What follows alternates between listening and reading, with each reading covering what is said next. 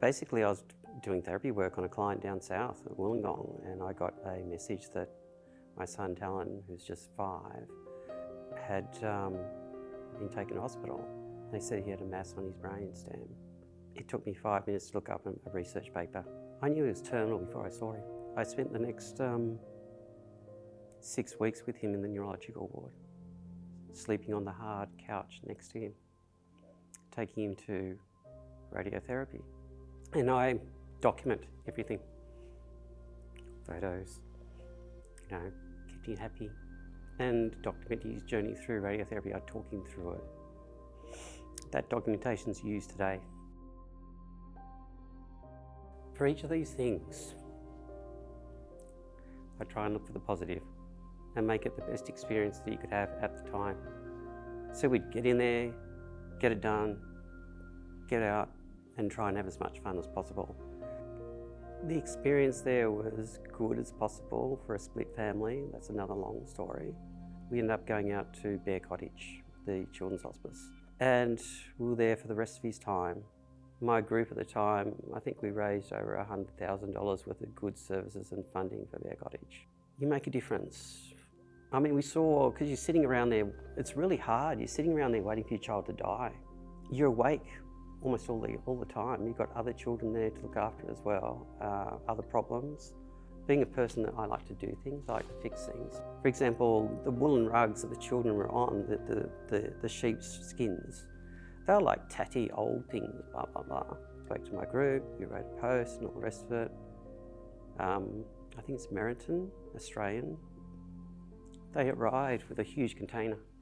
And they have this thing out at Bear Cottage where when a child dies, they put butterflies on the door, so you know. And also, it's free, it costs nothing. It's all funded by the government and actually private as well through Westmead Hospital. So you can go there as long as you actually need as a family. Because we talk. He says, can you make a difference? And I said, I can try. Resources-wise, there was nothing particularly. There was a couple of little groups online, all the rest of it. Very little, the old Yahoo groups, that sort of thing. So there's nothing specific. And there were no treatments. There's no treatments available. Like here, we have come so far. After Talin died, I end up discovering Paul Miller's group. He's an American in Colorado. And he actually started DIPG, Awareness for Family and Friends. And so I became involved with that. I'm still involved with that today. So now we're over 4,000 surgeons, neuro-oncologists, nurse practitioners, parents, stakeholders. It's a worldwide resource. Families get support really, really early. All the major organisations actually refer to our groups. The Chad Tough, for example, they're an American organisation with Michael Mosier Group. Because once you're in that journey and you get hit with, hello, your child has got brain cancer, most people don't have a medical background. The medical community are really nice, actually. Talin's brainstem is actually a live cell line at the CCIA, the Children's Cancer Institute of Australia. He was one of the very first actually live cell lines for them to actually have. I think he was the second one.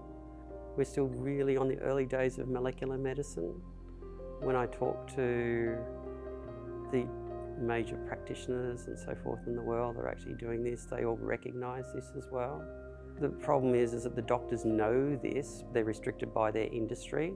There's been a lot of siloing insofar as information and tissue sharing is concerned, but that's gradually coming together with Biobanking Australia, for example, with Talin's and the other cohort at CCIA. Their neural tissue was priceless, okay, because they didn't have anything to work on. It helps people. It makes the difference. Government in some ways is like flogging a dead horse. As much as they really, really want to do something, they don't seem to do it. A lot of it is lacking traction. We would like to see more funding. It could be anyone's child, it could be your child. He's my little Gemini buddy. Talin was just switched on. We'd sit on the couch and I'd go, okay, who wants to cuddle? And he'd be like, bang. He had the most sweetest personality. And, you know, he was beautiful. Talin was an amazing, beautiful young man who I loved to the moon and back, the stars and back. Those are the special times. Having him, you know, born at home, being there for his first breath, and I was the one there for his last. It's nice, we want our children to be remembered because they're our legacy. And again, it's making a difference. Making a difference is what really, really counted. Otherwise, I think I'd just be a basket case. And I'm keeping my promise. And that's what we need to do for all our DIPG children, to the point where, you know, we said, one day we hope these groups close, that we don't need them anymore because there's a cure.